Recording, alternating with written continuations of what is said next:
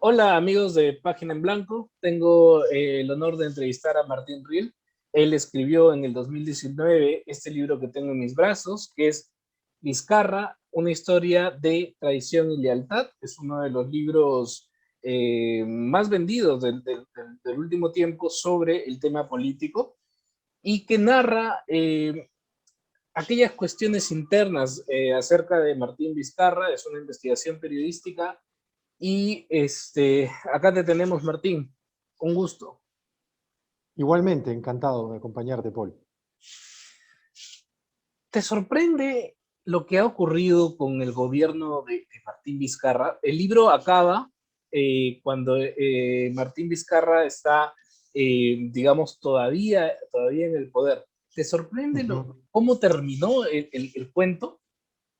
No, de hecho no, y como te comentaba antes, me parece que la historia que vino después ha escrito algunos capítulos adicionales en el libro con absoluta consecuencia con lo que el libro ya iba narrando.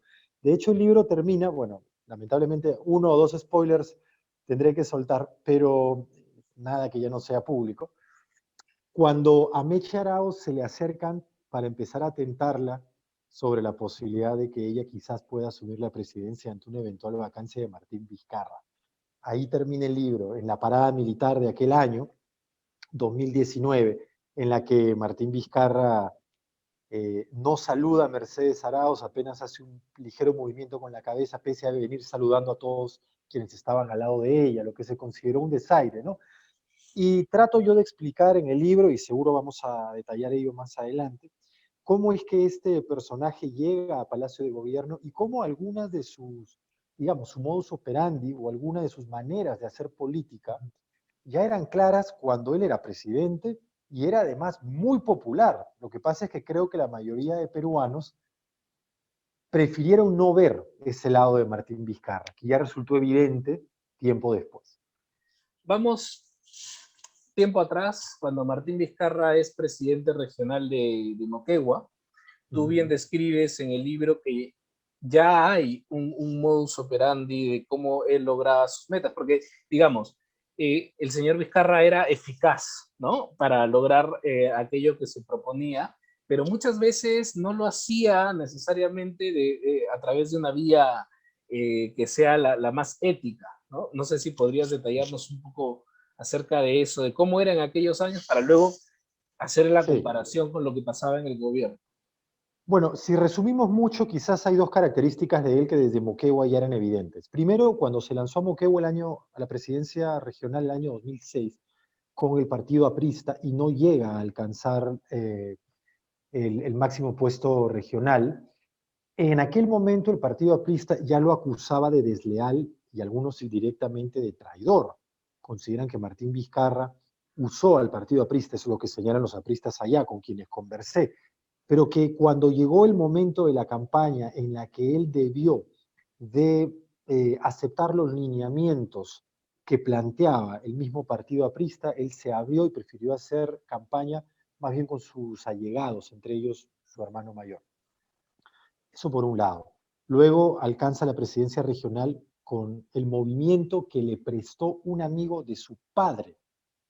Este amigo de su padre, que había fundado un partido que Martín Vizcarra toma y con el cual llega al gobierno regional, se siente luego separado, se siente luego, eh, digamos, desairado también por no haber tenido la posibilidad de participar en el gobierno regional, ni siquiera como consejero de Martín Vizcarra, a pesar de que era su partido el que Vizcarra utilizó, y que luego cooptó y que luego tomó, ¿no? Junto con un amigo suyo, Iván Manchego, que luego llegó a Palacio de Gobierno con él como asesor. Eso por un lado. Digamos, ya desde entonces había varias voces que acusaban a Martín Vizcarra, o si no lo acusaban, al menos lo señalaban como desleal, ¿no? Algo que luego nosotros fuimos escuchando cuando se dio la renuncia a la presidencia de Pedro Pablo Kuczynski, y luego más adelante también el mismo Fujimorismo, que considera que ellos llevaron al poder a Martín Vizcarra y que luego Martín Vizcarra le dio la espalda. Hay, si lo quieres llamar de esa manera, un modus operandi desde el año 2006 cuando yo lo he podido rastrear. Eso es un lado. El otro lado es que efectivamente lo que tú señalas es cierto. Él jugaba, hasta donde yo vi, de su experiencia regional al filo del reglamento, ¿no? Para llegar a un objetivo, muchas veces estiraba la norma al punto de estar casi en el límite de cruzarla. Por ejemplo, él, cuando vio que los padres de familia de cierto colegio no se interesaban en las reuniones de padres que eran convocadas, entonces les mandó a fiscalía para que los denunciara por abandono de menores, ¿no? Y frente a la posibilidad de ser procesados, que evidentemente era un proceso que no iba a ningún lado, pero frente a esa posibilidad, los padres de familia empezaron a asistir puntualmente a sus reuniones convocadas en el colegio. Eso por un lado.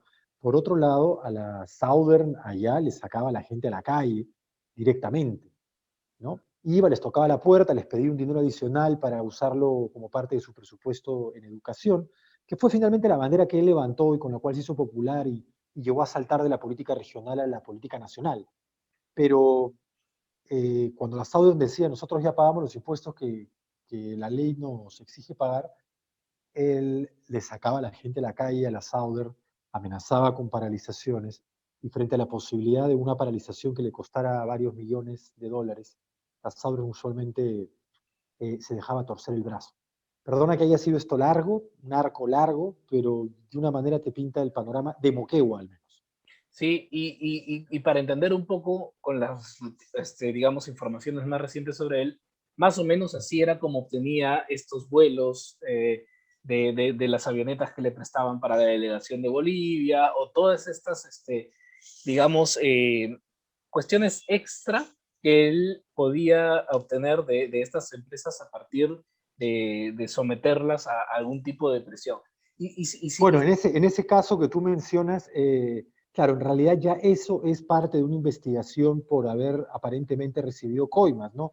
Ahí claro. estamos hablando de un caso distinto, si lo quieres poner de esa manera, en la que le pidió, según Fiscalía sospecha, un adelanto en especias, si lo quieres, a esta empresa, pidiéndole que alquile un avión para llevar una comitiva boliviana en aquel momento de Lima a Moquegua, ¿no? En ese caso ya es una investigación que además está muy avanzada y que pende sobre Vizcarra. Sí. Hay algunas cuestiones que se van repitiendo a lo largo de la carrera de Vizcarra y es una serie de nombres que hay alrededor de él, ¿no? Que se repiten tanto en Moquegua como cuando él era ministro de Transportes, así como cuando era presidente. Por ejemplo, Miriam Morales, por ejemplo, Edmer Trujillo, ¿no? Que son nombres que van apareciendo a lo largo y que tú bien dices que era algo así como una argolla, ¿no? Que justamente su partido era, el logo era de unas argollas, ¿no? Era unas argollas, sí, en Moquegua. Y era algo como, y fue lo que finalmente la prensa terminó diciendo que era el muro moqueguano. ¿Tú puedes contarnos un Moqueguano, poco sí. más acerca de quiénes son los que componían este muro, cuáles eran las actividades, digamos, que hacían? Sí, bueno, hemos durante los últimos meses escuchado los nombres de aquellos que eran parte de esta muralla moqueguana, tú hubieras señalado, ¿no? Miriam Morales, Edmer Trujillo, la misma Karen Roca, que luego se distanció, y algunos más también que luego se fueron decantando, algunos alejándose. Toma en cuenta que Martín Vizcarra es una persona muy desconfiada, entonces la posibilidad para él de abrir este círculo era usualmente remota, ¿no? Se cerraba en un grupo de gente, muchos de ellos conocidos desde Moquegua, que lo protegían de alguna manera, lo blindaban, eran el filtro entre los demás y el presidente, cuando incluso era gobernador regional también. Tenía este grupo de mucha confianza que lo rodeaba, que fue con él a Palacio de Gobierno, que lo acompañó antes de Palacio en la campaña presidencial de Pedro Pablo Kuczynski, porque recordemos que él fue jefe de campaña de Pedro Pablo Kuczynski, y que luego se vio cómo es la soledad del poder, ¿no? Luego se vio en Palacio de Gobierno que esta muralla pues no era tan sólida como aparentaba, que parecía más bien una de esas paredes de quincha y adobe del cercado de Lima que ante cualquier movimiento puede que se vengan abajo. Y efectivamente terminó viniéndose abajo, ¿no?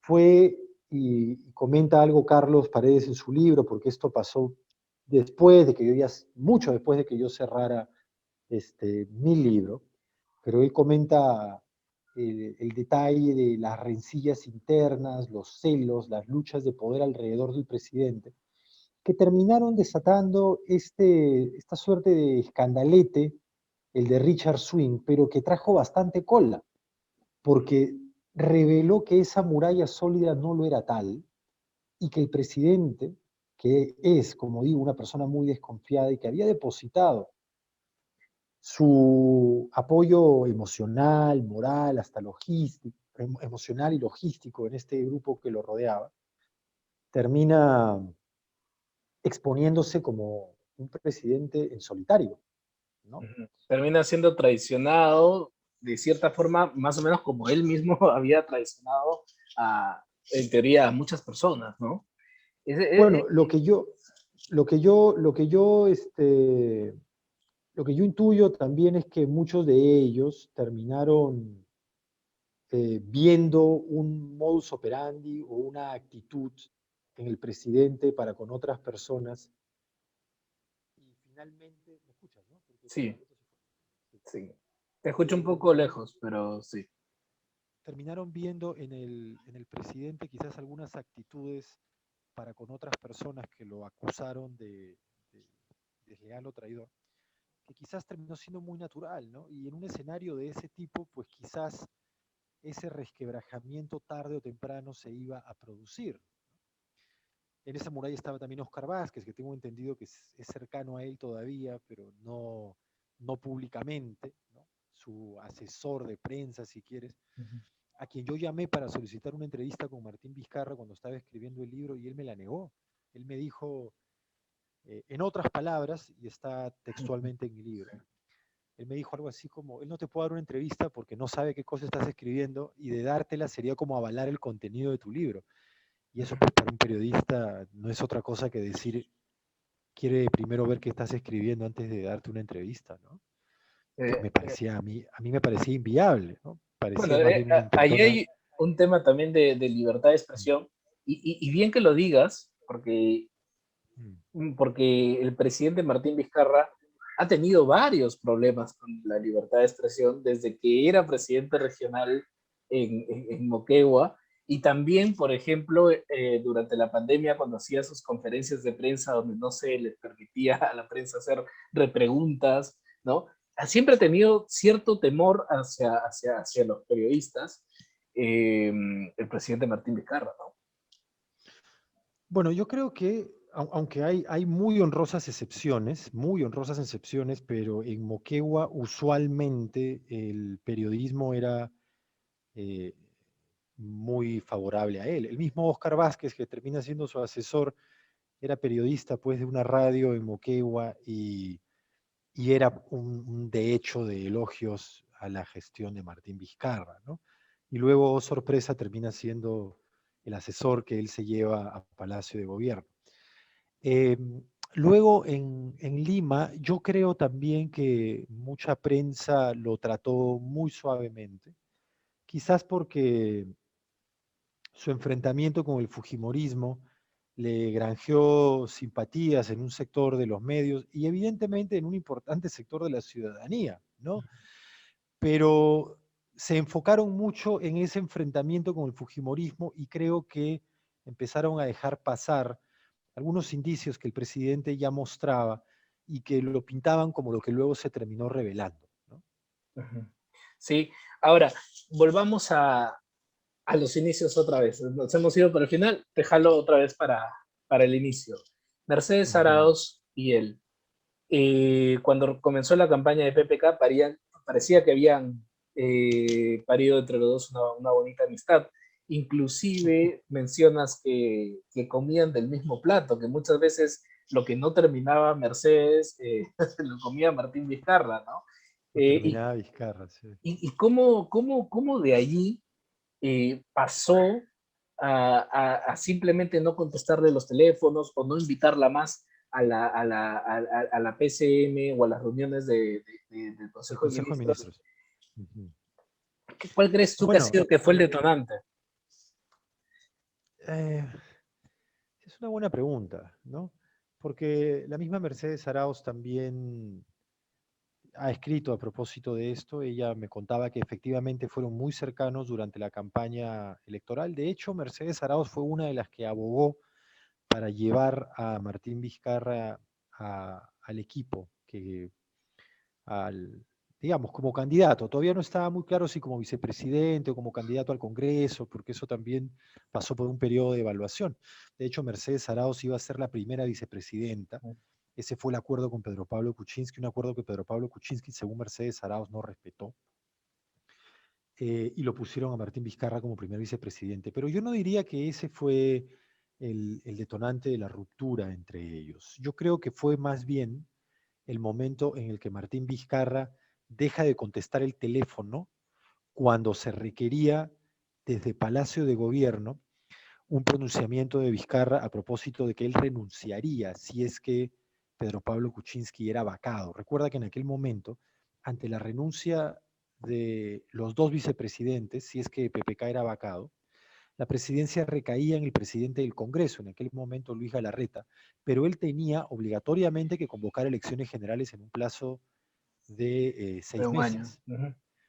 Entonces, en ese escenario, el Fujimorismo prefería no perder el Congreso, ya que, recuerda, muchos ponen de la suya para hacer campaña y llegar al Congreso, y así sucede en nuestro país, luego quieren un retorno de ese dinero, ¿verdad? Y por el diezmo, Entonces, ¿no? sí, entre otras cosas, ya Sí. sabemos cómo se maneja el Congreso de la República, pero a lo que voy es que no le era atractivo al Fujimorismo una convocatoria tan prematura a elecciones, así tuvieran ellos el poder durante 6 meses.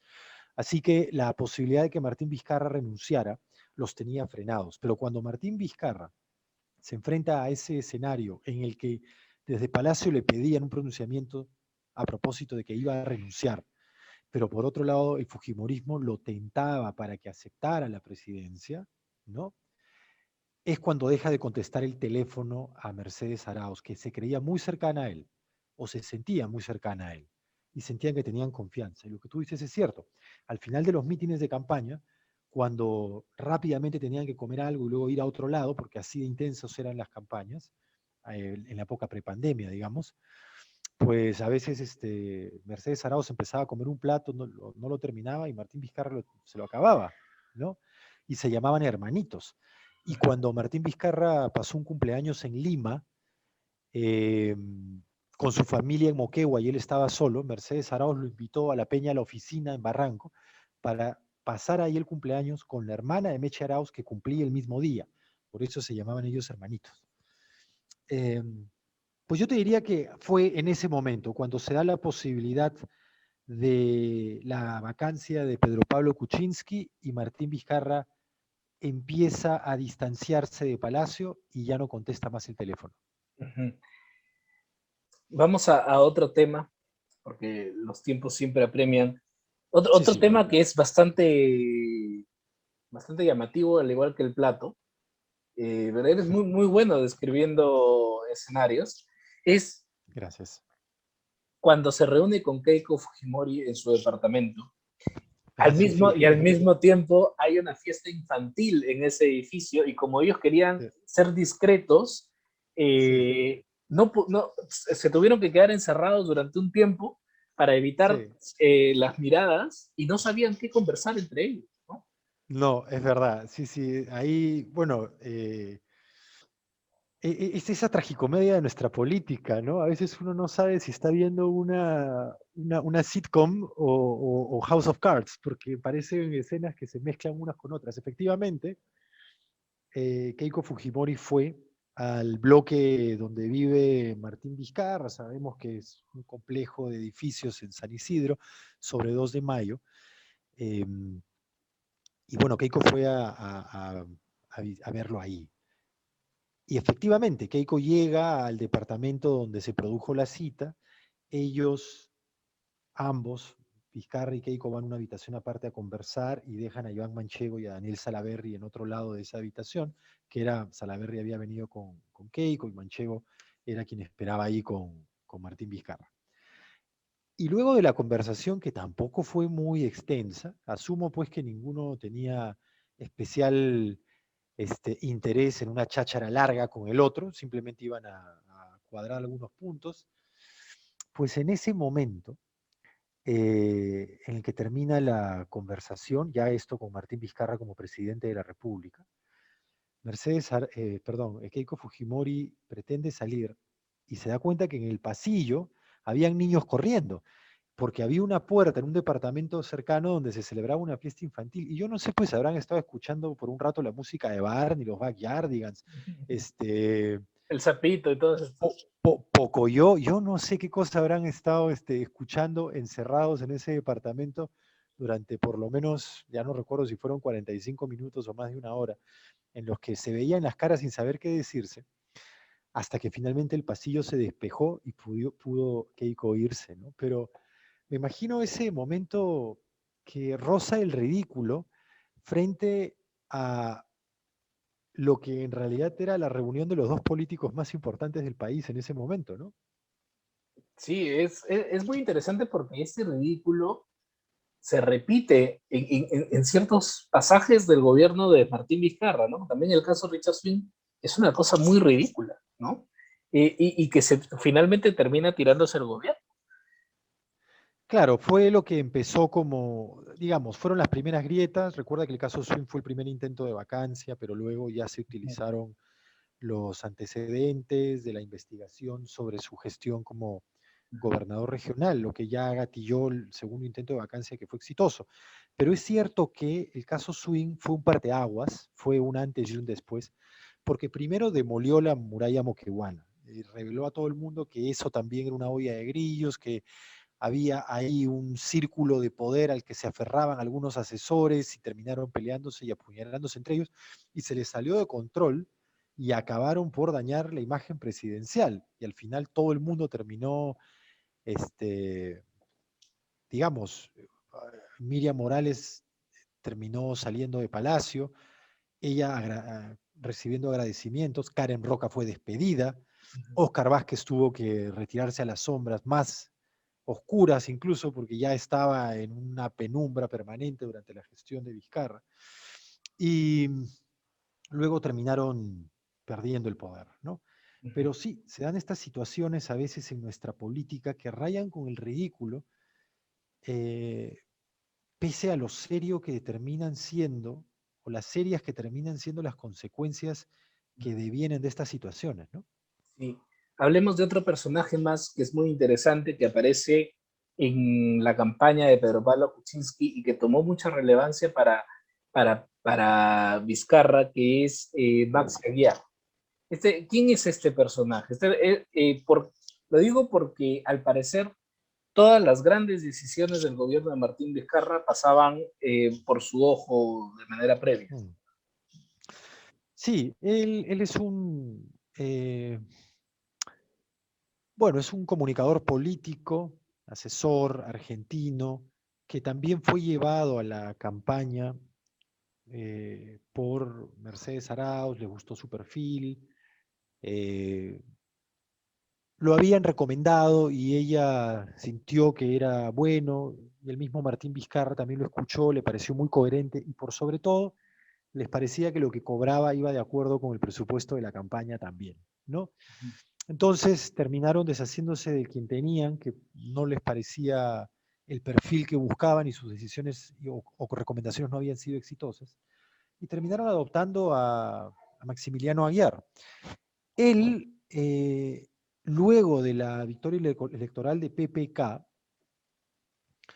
termina distanciándose de esa gestión de gobierno, pero luego convocado por Martín Vizcarra mantiene relación con él, Martín Vizcarra le iba contando incluso desde su aparente exilio canadiense la situación en Perú e iba recibiendo algunos consejos y recomendaciones de Maxi Aguiar. Por ello, cuando Martín Vizcarra asume la presidencia, lo llama como su asesor principalísimo. Él nunca se muda a Perú, él permanentemente viaja a Perú y uno puede rastrear claramente en sus viajes momentos álgidos de la política nacional. Su consejo fue vital para el presidente. Y en un momento sí termina distanciándose. Y también hay pugnas de poder que lo empiezan a alejar del círculo presidencial, ¿no? Ahí también estuvo involucrada en estas pugnas de poder la misma Miriam Morales, la misma Karen Roca, y la situación se terminó tornando insostenible para el argentino, que decide todavía en buen momento dar un paso al costado. No mucho tiempo después el gobierno termina derrumbándose. Sí. Ahora, hay una serie de hechos muy interesantes que hablan un poco sobre la buena suerte que tiene Martín Vizcarra a lo largo de su vida con una serie de acontecimientos, ¿no? Por ejemplo, cuando era niño y se cae de un árbol de cabeza y justo lo sostiene su padre, o cuando Sí. está a punto de comerse un pollo barnizado Ah, y se, sí, sí, era, se da y cuenta, sí. se da cuenta. Pero ahí bromeo con la figura del, Claro, bromeo con la figura del intento de magnicidio, ¿no? En realidad, claro. si No, se lo claro, comía, probablemente no tenía más que un dolor de estómago, pero efectivamente, ¿no? bueno, sí. Y, y digamos que también la buena suerte de cómo se van echando, haciendo los hechos, digamos, políticos a su alrededor.